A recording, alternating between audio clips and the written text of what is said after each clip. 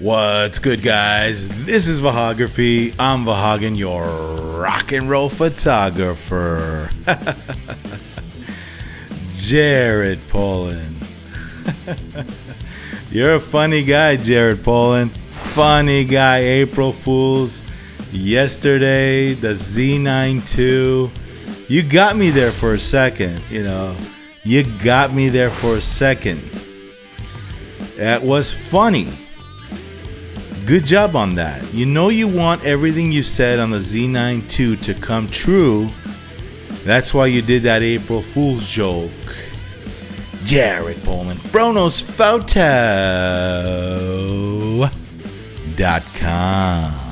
The great Jared Polin from Fro Knows Photos. Man, I was sitting there thinking, I watched that April Fool's joke video from Fro, and I was like, it's not too far off from reality, Everything he said, well, first of all, got me excited because I was like, is this true? Is this not true? Then we look at the date, and obviously his intro news piece with the Viltrox, he hates teleconverters, right? He said the best teleconverter ever made, no loss in quality. They even offer 4x teleconverters, the Viltrox thing. And I know that the Z9 came out in 2021, late 2021. It's been 4 years. Will we see a Z9 II? And what he was talking about, the new processor, X-Speed 8 super duper AI chips, the red button on top. That got me excited. Now I was like, wow, this can be a reality, Nikon. This can totally be what we see in the future. And it's not too far off. A mirrorless camera, a pro body mirrorless camera. And you guys know how much of a big fan I am of unibody camera designs. I got my dream camera in 2022, the Z9. See, the red thing is so intriguing right now. The red thing with the menu system and the video specs, everything he said was not too far off from reality and what we might see. Does Fro Knows Photo know something we don't? Jared, just come on, spill the beans, brother. What is Nikon telling you? It's funny because even Nikon Rumors is getting in on the joke. Nikon Rumors, the Z9 II spec sheet or pictures or some slideshow leaked. And I look at the date, it says April 1st. Come on. Is Peter from Nikon Rumors getting in on this? It's funny because when I went through the comments of that post, even Tony Northrup commented. He said, I was ready to make a breaking news video. The great Tony Northrup commented and said, I was ready to make breaking news. You know that video that he does? Tony, man, I felt the same way. If it's on Nikon Rumors, he doesn't post anything on that rumor site that doesn't have any weight to it. So, but then it was April Fool's. He even got in on the joke. But it's not that much of a joke if you think about it.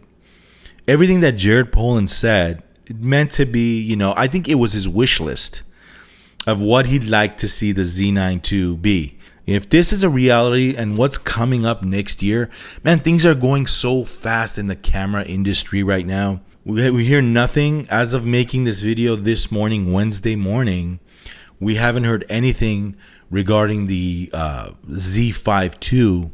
The Z6 has this, and all the other camera models from Nikon below that has the little rotating dial that rotates the modes. I don't like that, guys. To be honest with you, I don't like that. I'd rather see a dedicated mode dial. I just like it that way. I think it just takes too much space on top of the camera for just to change modes and your preset modes.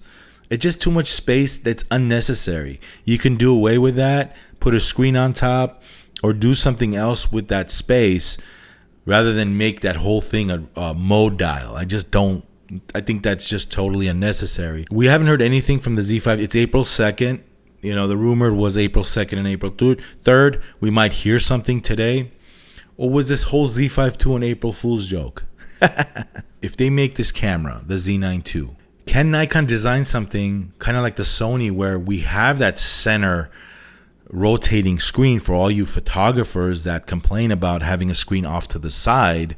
I know you don't like that and it gets in the way. I know architecture, portrait photographers that shoot hip level, they kind of want to be centered from the screen. You know, when you flip the screen up, it kind of throws you off when the screen is off to the side. So we like to see something that's in the center, but I also want to have a flippy screen. I think the Z9 II will have amazing autofocus.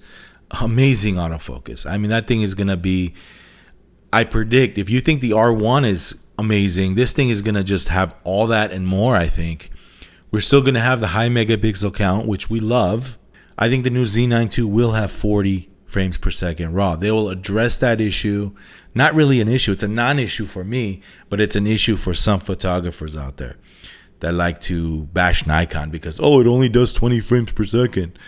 Or, you know, all the little talking points that Nikon haters have, you know, on these channels, they'll tackle head on. The autofocus is a big talking point for these guys. It's not that great. You know, you need to dial things in. Everybody that owned a Z9 and that used a Z9 never complained about autofocus, I'll tell you. Maybe because I'm a still photographer and maybe I don't shoot birds or sports that much.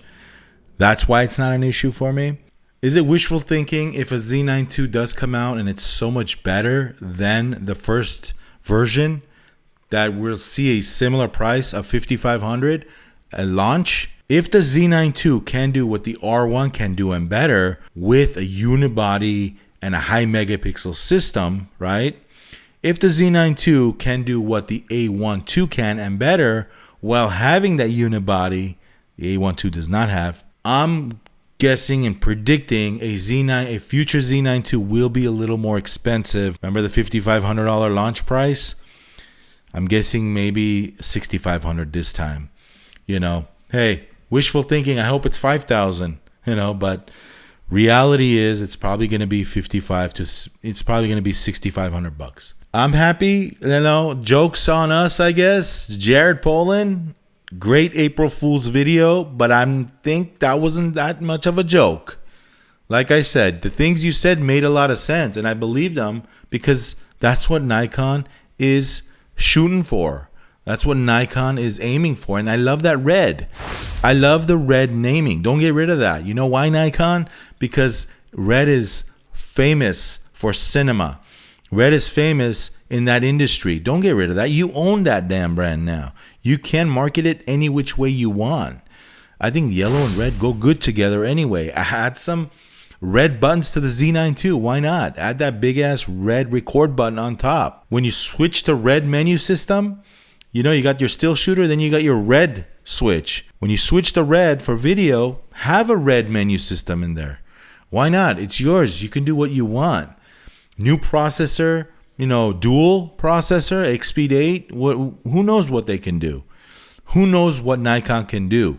And they can do pretty much really good things with the new edition. And make it so that people have a benefit in buying the new version. Don't just come out with the new version just to come out with it. You know, just to come out with a new camera. Give us a benefit to upgrade to that camera. I wasn't a big fan. I mean, it depends on who you ask. When the Z8 came out, did it cannibalize the Z9 sales? Maybe a little bit, right? Don't do that. Give us a benefit to upgrade to the new camera system. You know, think about it. Give us features that we don't see in the Z9. Like, for one, I would love for Nikon to give us a bigger screen in the back. I would love to see just a little bit of a bigger screen. Who doesn't? I mean, that's just useful stuff. If you need to redesign the whole body, do it. Don't just come out with a new version with a similar shell. Redesign the damn thing. You know, I'm fine with I'm happy with the sensor. 45 is fine. Address the issues that were giving you negative press from all these guys on YouTube. What do they talk about when it came to the Z9? Autofocus, how it's behind Sony and Canon. Okay, sure. Let's come out with something great. Let's come out with something different. Let's tackle those, I guess, depending on who you ask again, those weaknesses, quote unquote, right? Let's tackle the autofocus. Let's address this. Let's tackle the other things that we hear from all this negative press that the Z9 gets. How Canon and Sony is above that. And maybe they are. Maybe they are. Maybe they are better. So address those issues. And also don't come out with the Z8 II that's identical to the Z9 II. Like I said, give Z9 owners the benefit of saying, hey, I own the best camera that Nikon offers, and this is why. I don't want to have a Z8 II with identical features without the body, without the grip. I want to own the Z9 II, and I want to say I have a unique camera. Look, I have a Z9 II. This is why I have a Z9 II. Sure, the unibody is great, but more. I want more. You know, I want there to be a reason why I pick a Z8 II over the Z9 II. I want, you know, the other way around. Z9 II over the Z8 II. Don't make an identical camera. And also, when I think about the Z8, this reminds me of the heating. Wouldn't it be great to have a camera that just works and in any condition? Work on the cooling system, you know? Work on the cooling system so this camera does not overheat at all when shooting video. Another thing that we hear negative press on the Z9, it only does 20 frames per second RAW, while the Sony A1 does 30, the R1 does 40. Great, let's have 45 frames per second RAW. Work on those things so that you just leapfrog over the competition. It's not really competition in my view because the R1 is a smaller megapixel camera. The Z9 offers something that those two, Sony and Canon, don't. Z9 has a unibody, A1 doesn't. Yeah, it's a high megapixel. It doesn't have a unibody. The R1 is a smaller megapixel camera. The Z9 is not. So you have a unique opportunity just like you did in 2021. You blew the industry away with the Z9. You know, no shutter. That was a great revolutionary launch. But when the Z9 II comes out, do those things that I mentioned, Nikon. Do those things. Take your time. Come out with a camera that's awesome, just like you did with the Z9 in 2021. But it's time. It's time for you guys to revamp that thing. It's not such an April Fool's joke after all. Thought I'd get on here and just show my excitement for the April Fool's jokesters out there. Jared Polin, Fro Knows Photo.com. We love what you do. Keep doing what you do, big man, big Fro guy. The original photo channel from back in the day. One of the pioneers, Jared Polin, one of the pioneers. All right, guys, thanks for watching. We'll see you tomorrow's live stream. It's going to be great. I'm trying out a new software. We have a guest, Claire Middleton from the UK. Let's sit down. Let's talk photography life with her. I like the Zen vibe she brings. So tomorrow, 9 a.m. Pacific time, live, testing out a new software. Bear with me. It's going to be experimental tomorrow. And hopefully it goes off without any problems. We'll see you tomorrow, 9 a.m.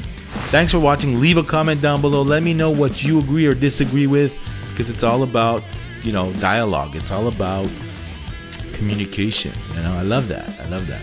This is Vahagraphy. I'm Vahagan, your rock and roll photographer. We'll see you on the next video. Rock and roll.